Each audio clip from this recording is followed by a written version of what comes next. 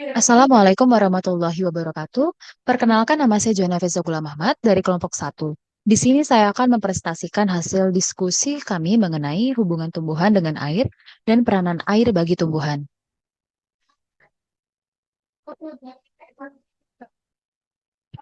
Baiklah, di sini adalah anggota tim saya.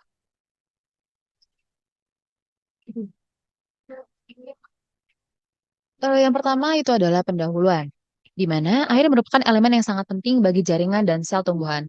Karena sebagian besar komponen jaringan tumbuhan itu terdiri dari air. Kadar air yang tinggi pada jaringan tumbuhan menimbulkan beberapa pertanyaan penting, seperti mengapa kadar air cukup tinggi dalam jaringan tumbuhan? Apakah seluruh proses fisiologis dalam jaringan dan sel tumbuhan merupakan peran dari air? Atau air hanya sebagai media perantara dari terjadinya proses tersebut? Nah, jawaban atas pertanyaan-pertanyaan di atas ini dapat ditemukan dengan memahami peran air dalam berbagai proses fisiologis yang terjadi di dalam jaringan dan sel tumbuhan.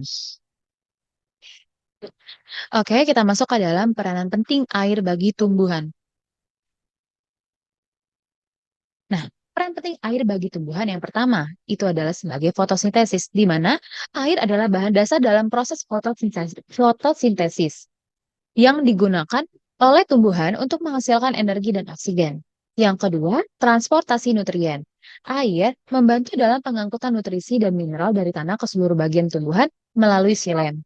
Yang ketiga, regulasi suhu, di mana air membantu mengatur suhu tumbuhan melalui proses transpirasi yang mendinginkan daun. Kemudian ada pembentukan sel, di mana air diperlukan dalam pembentukan dan pertumbuhan sel yang penting untuk perkembangan tumbuhan. Kemudian yang kelima ada turgor sel, di mana air menjaga turgor atau tekanan dalam sel tumbuhan yang membantu menjaga bentuk dan struktur tumbuhan agar tetap tegak. Yang keenam itu adalah metabolisme, di mana air berperan penting dalam berbagai reaksi metabolisme dalam tumbuhan, termasuk respirasi dan sintesis protein. Yang ketujuh adalah pelarut biokimia, di mana air bertindak sebagai pelarut bagi banyak reaksi biokimia yang terjadi di dalam tumbuhan. Kemudian, yang kedelapan ada penyerapan nutrisi. Air memfasilitasi penyerapan nutrisi dari tanah melalui akar. Yang kesembilan adalah imbibisi, di mana air juga berperan dalam imbibisi, yaitu proses di mana air dapat mengikat zat lain yang penting untuk pertumbuhan sel dan tumbuhan. Yang sepuluh ada etika lingkungan, di mana dalam konteks spiritual, air di dalam Al-Quran mengingatkan manusia untuk melestarikan lingkungan dengan cara menanam.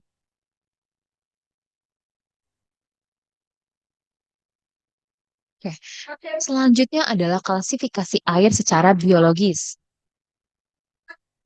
Ditinjau berdasarkan kandungan oksigen, nutrisi, dan organisme yang hidup di dalamnya, air itu terdiri dari yang pertama, air oligotrofik, di mana memiliki karakter kandungan nutrisi yang rendah, terutama fosfor dan nitrogen, sehingga produktivitas biologi juga rendah. Ciri-cirinya air jenuh dengan visibilitas tinggi dan konsentrasi oksigen terlalu yang tinggi. Contoh ekosistemnya itu seperti danau atau sungai di daerah pegunungan. Dan juga organisme yang dominan itu ikan seperti trout dan salmon dan beberapa jenis plankton seperti mikroorganisme yang membutuhkan sedikit nutrisi. Yang kedua adalah air mesotrofik, yang mana memiliki karakter kandungan nutrisi sedang, produktivitas biologi lebih rendah, memiliki produktivitas biologi lebih tinggi dibandingkan air oligotrofik. Dengan ciri-ciri kecerahan air sedang dengan tingkat oksigen yang cukup baik di seluruh lapisan.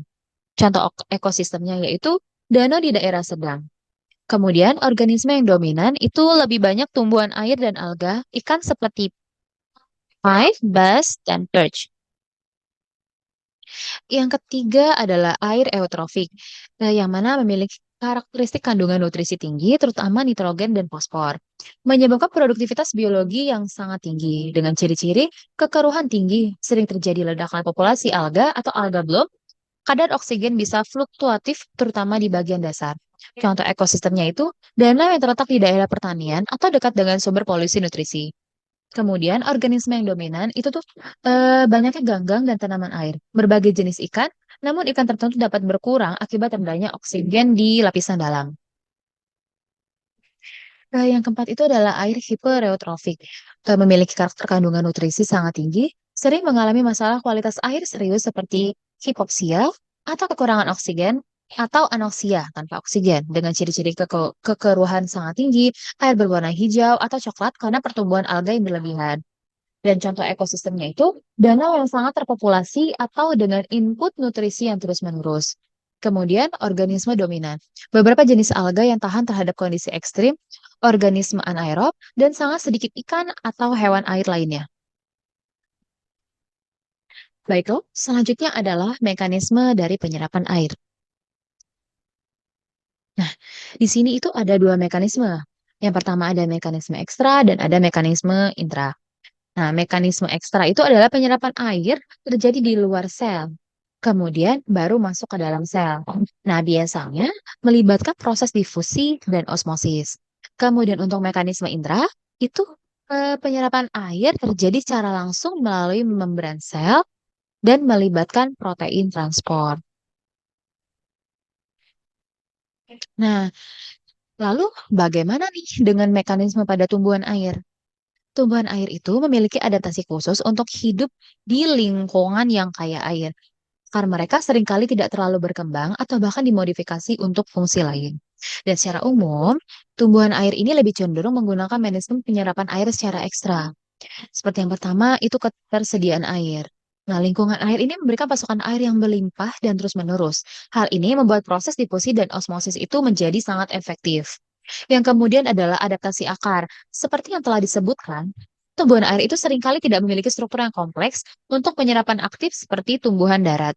Yang kemudian adalah peran seluruh permukaan tumbuh. Nah, karena terendam air, seluruh permukaan tubuh tumbuhan air termasuk batang, daun, itu dapat menyerap air secara langsung. Nah, di sini ada notes, yang mana perlu diingat bahwa mekanisme penyerapan air itu pada tumbuhan itu sangat beragam dan dipengaruhi oleh banyak faktor, termasuk jenis tumbuhan, kondisi lingkungan, dan tahap pertumbuhan. Jadi, meskipun secara umum tumbuhan air itu lebih condong ke mekanisme ekstra, ada kemungkinan beberapa spesies tertentu memiliki mekanisme penyerapan yang lebih kompleks atau bahkan kombinasi dari keduanya. Yang selanjutnya adalah jalur pengangkutan air. Jalur pengangkutan air ini ada tiga, yaitu simplas, apoplas, dan translalular. Yang pertama simplas. Jalur ini mengacu pada pergerakan molekul air melalui sitoplasma sel tumbuhan. Dengan jalur ini, tumbuhan mengangkut air dari akar ke bagian yang lebih tinggi. Dan proses ini itu meliputi yang pertama air diserap oleh sel epidermis bulu akar melalui mekanisme transport pasif, yaitu difusi. Kemudian, air bergerak dari satu sel ke sel lainnya melalui plasmodesmata. Selanjutnya, air yang masuk itu akan bergerak melalui sel vertex, endodermis, perisikal, dan akhirnya mencapai jaringan pembuluh silam. Kemudian dari silam, air siap diangkut ke bagian tumbuhan yang lebih tinggi seperti batang dan daun. Yang kedua adalah apoplas, di mana memiliki jalur ekstraseluler di luar membran sel tumbuhan yang terdiri dari dinding sel dan ruang antar sel. Nah, jalur apoplas ini meliputi air bergerak melalui ruang-ruang ekstraseluler yang ada di dinding sel. Kemudian, ketika mencapai endodermis, aliran apoplas berhenti oleh pita Kasparin yang mengakibatkan air harus masuk ke dalam sel untuk mencapai endodermis melalui membran plasma. Dan selanjutnya, air ini akan mengikuti aliran simplas hingga mencapai jaringan pengangkut silem. Yang ketiga adalah transseluler. Transseluler ini adalah jalur transportasi air di dalam akar tumbuhan di mana air bergerak melalui membran plasma dengan masuk dan keluar dari setiap sel yang terjadi secara berulang sampai air mencapai jaringan silem. Ah, air pertama kali akan masuk melalui membran plasma yang dibantu dengan difusi pasif yang disebut kuaporin. Kemudian, air melintasi sitoplasma kemudian melintasi konoplat dan vakuola sentral dan kemudian setelah melewati sitoplasma, air itu akan bergerak keluar dari sel dengan melewati membran plasma lagi dan memasuki sel berikutnya. Selain bergerak melalui simplas, air juga dapat bergerak melalui apoplas sebelum menembus membran plasma sel berikutnya. Kemudian pada proses perpindahan air, ini akan terus berulang dari satu sel ke sel lainnya hingga air mencapai jaringan vaskular silem di mana air kemudian diangkut ke bagian lain dari tumbuhan seperti batang dan daun. Baiklah, di sini adalah faktor-faktor yang mempengaruhi transpirasi air. Transpirasi sendiri ialah proses penguapan air dari bagian tanaman terutama melalui stomata pada daun. Proses ini sangat penting untuk menjaga keseimbangan air dalam tanaman dan memfasilitasi penyerapan nutrisi dari tanam. Ada beberapa faktor yang mempengaruhi laju transpirasi. Yang pertama ada faktor eksternal atau lingkungan, ada faktor tanaman, dan yang ketiga adalah faktor internal. Faktor eksternal atau lingkungan itu terdiri dari suhu, kelembaban udara, cahaya, angin, dan ketersediaan air. Untuk faktor tanaman, itu terdiri dari jumlah dan ukuran stomata, di mana semakin banyak dan semakin besar stomata, maka semakin tinggi laju transpirasi. Yang kemudian ada jenis daun. Daun dengan permukaan yang lebih luas atau dengan lapisan lilin yang tipis cenderung memiliki laju transpirasi yang lebih tinggi. Kemudian ada adaptasi fisiologis. Nah, beberapa tanaman memiliki adaptasi khusus, seperti lapisan lilin tebal, stomata yang tersembunyi, atau rambut di permukaan daun untuk mengurangi laju transpirasi. Kemudian yang terakhir itu adalah faktor internal, yang terdiri atas tegangan air di dalam tanaman. Nah, tegangan air yang tinggi dalam jaringan tanaman itu akan mendorong air keluar melalui stomata yang akan meningkatkan laju transpirasi. Kemudian ada kondisi sel-sel penjaga stomata, di mana sel penjaga yang turgid atau penuh air akan membuka stomata lebih lebar, meningkatkan transpirasi, sementara sel yang flasid, kekurangan air akan menutup stomata. Nah, faktor-faktor ini bekerja secara interaktif dan dapat mempengaruhi laju transpirasi pada tanaman dalam berbagai kondisi lingkungan. Baiklah, yang selanjutnya itu adalah pengangkutan silem.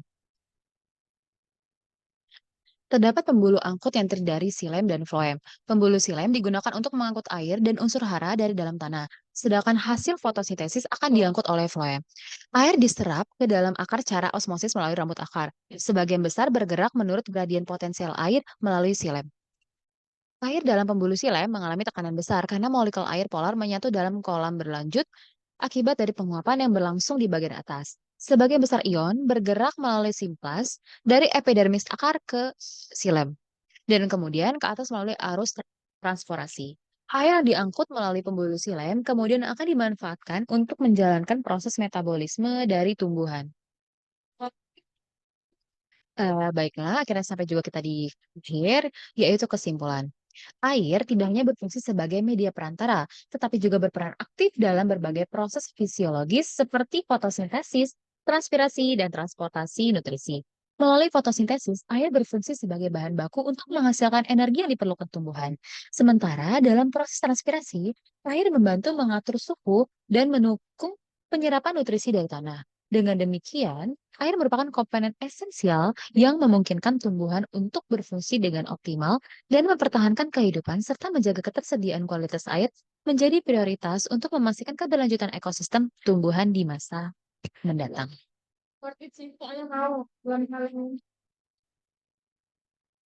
Oke, baiklah, sekian presentasi dari saya. Semoga bermanfaat. Saya akhiri, wassalamualaikum warahmatullahi wabarakatuh. Terima kasih.